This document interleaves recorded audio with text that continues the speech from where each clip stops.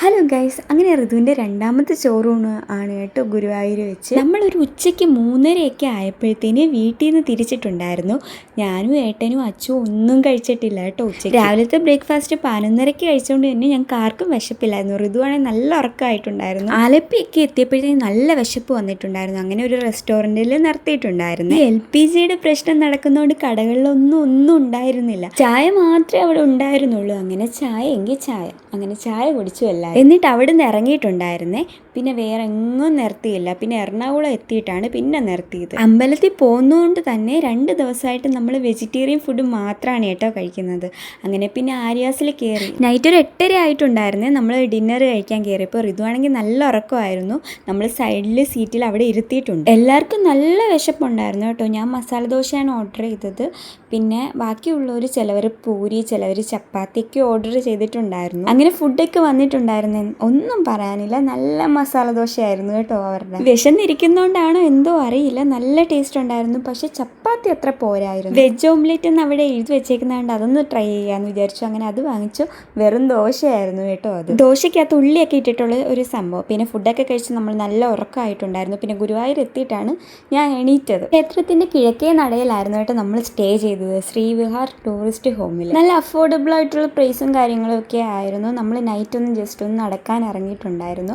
പിന്നെ പൂവൊക്കെ വാങ്ങിക്കാൻ വേണ്ടിയിട്ട്. എന്നിട്ട് ഞാൻ അവിടുന്ന് പൂവൊക്കെ വാങ്ങിച്ചു. അവർ ഫുൾ ടൈം ആക്റ്റീവാണ് കേട്ടോ. പിന്നെ ഋതുവിനുള്ള മുണ്ടും കാര്യങ്ങളും ഞങ്ങൾ നൈറ്റാണ് വാങ്ങിച്ചത്. ഞാൻ ഓൺലൈനായിരുന്നു കേട്ടോ ചോറൂണ് ബുക്ക് ചെയ്തത്. നമുക്കൊരു 8 മണിയായിരുന്നു ടൈം അവർ തന്നിരുന്നത്. നമ്മളൊരു 7:30 ആയപ്പോഴത്തേന് റെഡി ആയിട്ട് അവിടെ നിന്ന് ഇറങ്ങിയിട്ടുണ്ടായിരുന്നേ.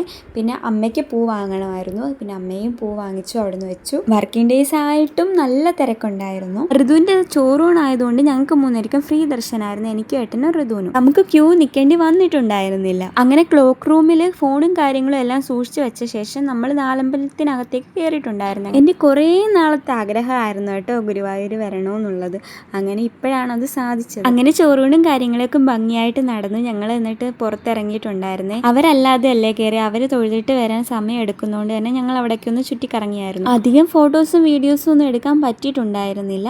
പിന്നെ ഞങ്ങൾ നേരെ തിരിച്ചിട്ടുണ്ടായിരുന്നേ. അങ്ങനെ കാത്തിരുന്ന് കണ്ണനെ കണ്ടതിൻ്റെ സന്തോഷമുണ്ട് കേട്ടോ എനിക്ക്. ഉച്ചയ്ക്ക് ഫുഡ് കഴിക്കാനായിട്ട് നമ്മളൊരു ഹോട്ടലിൽ നിർത്തിയിട്ടുണ്ടായിരുന്നു. ഇവിടെ ബിരിയാണി മാത്രമേ ഉണ്ടായിരുന്നുള്ളൂ കേട്ടോ, അതും വിറകടുപ്പിൽ വെച്ചതാണ്. അങ്ങനെ കാത്തിരുന്ന് ബിരിയാണി വന്നിട്ടുണ്ടായിരുന്നേ.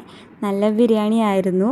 ഒരു ഫുൾ ബിരിയാണി പകുതി പോലും കഴിക്കാത്ത ഞാൻ അത് ഫുള്ളിരുന്ന് കഴിച്ചു തീർത്തു. അങ്ങനെ ബിരിയാണിയൊക്കെ കഴിച്ച് അവിടെ നിന്ന് ഇറങ്ങി. പിന്നെ വണ്ടിയിൽ കയറിയിട്ട് ആലപ്പി എത്തിയപ്പോഴാണ് കേട്ടോ ചായ കുടിക്കാൻ നിർത്തിയത്. അങ്ങനെ ഞാൻ കട്ട്ലറ്റായിരുന്നു പറഞ്ഞത്. പിന്നെ ബാക്കിയുള്ളവർ ചിലർ വട, പിന്നെ ചിലർ കട്ട്ലറ്റൊക്കെ പറഞ്ഞു. അതൊക്കെ കഴിച്ചു. പിന്നെ നൈറ്റ് കഴിക്കാൻ കയറിയത് നമ്മൾ ഓച്ചിറ എത്തിയിട്ടായിരുന്നു. ആർക്കും വലിയ വിശപ്പൊന്നും ഇല്ലായിരുന്നു. എന്നാലും രാത്രി എന്തെങ്കിലും കഴിക്കണമല്ലോ എന്നുള്ളതുകൊണ്ട് കയറിയതാണ്. അങ്ങനെ ഏട്ടൻ കുറച്ച് പൊറോട്ടയും ചപ്പാത്തിയും പിന്നെ ബീഫ് കറിയും പറഞ്ഞു. ഞാൻ ഒരു സ്മൂത്തി ആയിരുന്നു കേട്ടോ പറഞ്ഞത്. അച്ഛനൊന്നും വേണ്ടെന്ന് പറഞ്ഞു. അതുകൊണ്ട് അവൻ വണ്ടിയിൽ തന്നെ കുഞ്ഞിൻ്റെ കൂടെ ഇരുന്നു. പിന്നെ ഇവരൊക്കെ കഴിക്കുന്ന കണ്ടപ്പോൾ ഒരു പൊറോട്ട ഞാനും ടേസ്റ്റ് ചെയ്യാൻ എടുത്തിട്ടുണ്ടായിരുന്നു കേട്ടോ. അപ്പോൾ കുറച്ചേ കഴിച്ചിട്ടുണ്ടായിരുന്നുള്ളൂ, ബാക്കി ഏട്ടന് തന്നെ കൊടുത്തു. നമ്മൾ വണ്ടി വിളിച്ചിട്ടായിരുന്നു കേട്ടോ പോയിട്ടുണ്ടായിരുന്നത്. പക്ഷേ വണ്ടി വിളിച്ച് പോയി എല്ലായിടും ഇറങ്ങാലോ എന്ന് വിചാരിച്ചാണ് വണ്ടി വിളിച്ചു പോയത്. പക്ഷെ നമുക്കെങ്ങും ഇറങ്ങാൻ പറ്റിയില്ല. ഇങ്ങനെ പോകുന്നതും ട്രെയിനിൽ പോകുന്നതും തമ്മിൽ എനിക്ക് വലിയ വ്യത്യാസങ്ങളൊന്നും തോന്നിയില്ല കേട്ടോ.